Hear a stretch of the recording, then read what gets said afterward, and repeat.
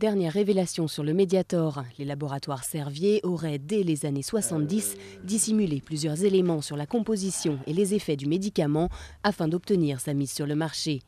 Selon 2 scientifiques entendus par les juges d'instruction, Servier aurait gommé toute référence à l'effet coupe-faim du Mediator, ainsi que sa ressemblance chimique avec les amphétamines, déjà interdites à l'époque pour leurs effets secondaires. À la place, le Mediator aurait été mis en avant pour ses vertus antidiabétiques. À moins de 3 semaines de l'ouverture du procès du Mediator, ces nouveaux éléments tombent à pic. C'est une très bonne nouvelle qui conforte les victimes dans leur volonté d'agir, et ce sont des éléments qui s'ajoutent aux éléments déjà en notre possession et qui feront l'objet des débats à Nanterre pour tromperie aggravée.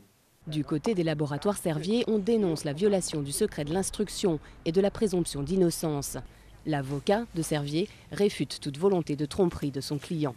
Il n'y a jamais eu aucune espèce de dissimulation, de transformation, de falsification par rapport à des conclusions, des analyses du professeur Charpentier sur les dangers du médicament.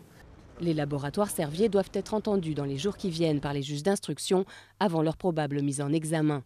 Le Mediator a été prescrit à quelques 5 millions de Français de 1976 jusqu'à fin 2009, date de son interdiction dans l'Hexagone.